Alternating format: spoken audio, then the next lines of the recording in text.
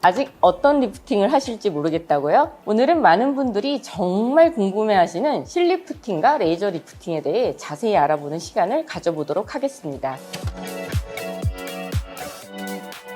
먼저 두 시술을 간단히 설명드리면, 실리프팅은 실제로 판막 수술 시 사용하는 녹는 실을 피부 아래에 삽입해서 처진 피부를 직접적으로 당겨주는 시술입니다. 디자인을 해가지고 옆에 모양 따라서 다 벡터 방향으로 넣어주는 건데요. 반면 레이저 리프팅은 초음파나 고주파 레이저로 피부의 콜라겐을 자극해서 탄력을 높이는 시술입니다. 이렇게 하거나 아니면은 롤링을 해서 탄력을 높이는 그런 시술입니다. 제가 생각할 때는 실리프팅이 아무래도 직접적으로 실로 올려준 거다 보니까 조금 더 리프팅 효과가 좋을 것 같은데, 혹시 제가 생각하는 게 맞을까요? 아무래도 제가 환자분들한테 설명을 드릴 때 얼굴이 너무 많이 처지신 분이나 심부볼이 너무 심하신 분들, 그런 분들은 철골 구조물이 얼굴에 직접 들어가는 게 훨씬 당겨 올라가는 힘이 세기 때문에 실리프팅이 훨씬 더 강력한 효과가 있다고 말씀을 드릴 수 있습니다.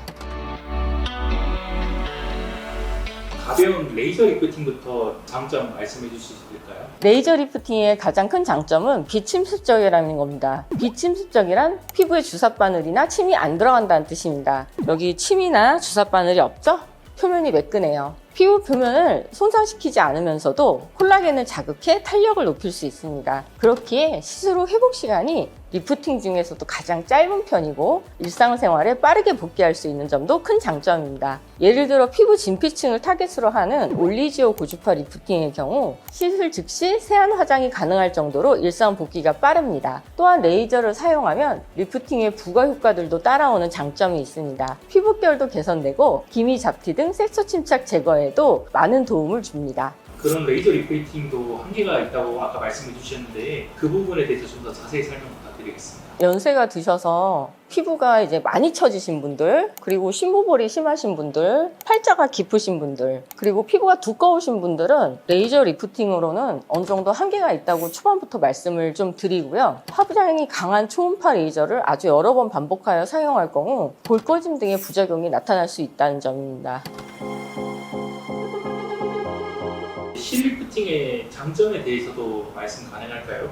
실리프팅의 가장 큰 장점은 레이저 리프팅의 단점을 해결할 수 있다는 점입니다. 꺼짐의 부작용이 발생할 가능성이 희박하며 심하게 처진 피부나 얼굴살이 많은 살을 쉽게 리프팅할 수 있습니다. 그냥 잘 모르는 사람이 보더라도 외부에서 쏘기보다는 내부에서 실을 삽입함으로써 직접적으로 피부를 당겨주는 방식이 훨씬 강력합니다. 녹는 실을 사용하기 때문에 시간이 지나면서 자연스럽게 분해돼서 안전합니다. 또한 의사가 환자의 얼굴의 형태와 특성에 맞게 실로 디자인할 수 있다는 것도 엄청난 실리프팅만의 장점입니다. 실을 잘 활용하면 콧대도 세울 수 있고 윤곽도 얼굴 모양에 맞게 V라인을 만들 수 있습니다. 또한 불필요하게 찡그리는 표정 등도 못하게 교정을 할 수 있습니다. 콘셀티나 민트실, 코르셋 실리프팅 등 다양한 실이 얼굴 전반적인 교정에 활용됩니다. 또 실리프팅은 시술이 아닌 절개 등 수술로 해결해야 하는 영역도 해결할 수 있습니다. 수술적 시술로 안면 거상을 하더라도 절개 부위가 남을 뿐 아니라 유지 기간이 약 5년 정도밖에 되지 않고 흉터로 고생하시는 분이 많다는 사실을 환자분들이 잘 모르십니다. 그에 비해 실은 절개 부위가 없고 반벽적으로 안면 거상을 할 수 있는 장점이 있습니다. 내 얼굴이 실을 해야 될지 아니면은 레이저로도 가능할지는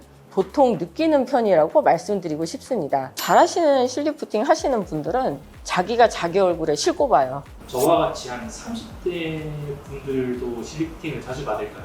저 같은 경우에는 30대 때부터도 쭉 받았는데요. 얼굴이 너무 많이 처진 다음에 그거를 한 번에 다 올려달라고 하시는 분들이 계시거든요. 근데 그런 경우가 사실 제일 난감해요. 처진 거를 다 올릴 수는 없거든요. 우리가 국영수를 공부할 때 꾸준히 공부를 해야 되는 것처럼 벼락치기로 공부를 할 수는 없잖아요. 그래서 저는 떨어지기 전에 평소부터 조금 꾸준히 올리시라고 말씀을 드리거든요. 저도 했거든요. 저희 남편 몰라요. 레이저인 줄 알지? 오늘 그 재밌는 댓글이 달려서 이런 꼭 여쭤보고 싶었어요. 운동에서 살 빼 이런 댓글 진짜 많은 거 아세요? 이제 운동해서 살을 빼면은 얼굴이 굉장히 말라 보이세요. 실리프팅을 평소에 좀 꾸준히 하신 분들은, 그리고 콜라겐 주사도 꾸준히 맞으시는 분들은 운동해서 살을 빼도 얼굴이 말라 보이지 않으십니다. 근데 그 실리프팅의 단점이 있을까요? 환자분들한테 가장 많이 듣는 얘기가 실시술하고도 효과가 적거나 유지기간이 적다는 얘기를 많이 듣는데요. 이럴 때는 숙련자가 시술하지 않았을 경우를 의미합니다. 다음으로 출혈과 통증, 붓기의 가능성인데요. 박 원장은 이미 노하우를 알고 있기 때문에 시술 시 출혈과 통증을 최소화하고 있습니다. 다만 원론적으로 말씀드리자면 시술 과정에서 바늘이 피부에 삽입되기 때문에 출혈이 발생할 수 있고 통증을 느낄 수 있습니다. 충분한 상담과 마취 과정을 통해 이런 부분을 많이 완화시킬 수 있고, 저희는 시술을 할 때 먼저 신경 마취를 한 다음에 국소 마취를 하기 때문에 시술 시 그렇게 많은 통증을 느끼지 않습니다. 통증 말고 피가 흘리는 거에 대해서 무서워하시는 분도 있어요. 응? 피. 저희가 큰 실을 쓸 때는 피가 그렇게 사실 많이 나지는 않습니다. 근데 작은 모노실을 쓸 때는 피가 약간은 날 수가 있어요. 우리가 주사바늘을 꽂을 때도 피는 나잖아요. 그런 실 때문에 생기는 멍은 보통 2주 정도면 감소하기 때문에 걱정하시지 않으셔도 괜찮으실 것 같습니다. 실리프팅을 조금 더 오래 유지하기 위한 원장님만의 그런 노하우가 있을까요? 일단 실리프팅을 2주 정도는 입을 크게 벌리시지 말라고 말씀을 드리고요. 그리고 실리프팅을 하고 나서 실이 좀 자리 잡는 기간이 있는 동안 약간 실이 움직이는 느낌이 느껴지실 수 있으세요. 실리프팅은 보통 한 달째 때 좀 올라가는 느낌이 더 다르고, 2달째 때 좀 더 올라가고, 3달째 때 좀 더 올라가기 때문에 3달 후에 내 모습이 조금 더 예뻐지는 모습이라고 기대하고 계시면 될 것 같습니다. 원장님, 마지막으로 시청자랑 우리 구독자분들에게 한 말씀 부탁드리겠습니다. 실이든 레이저든 서로 장점이 있다고 생각합니다. 실이라고 무서워할 거 없으시고요. 레이저라고 절대로 출력이 떨어지는 건 아닙니다. 여러분의 나이와 피부 상태의 목표에 맞게 적절한 시술을 선택하는 것이 가장 중요하고요. 현실화 시켜줄 수 있는 의료진을 찾아 충분히 상담하고 시술 받는 것이 중요합니다. 끝까지 시청해주셔서 감사하고 구독과 좋아요 잊지 마세요.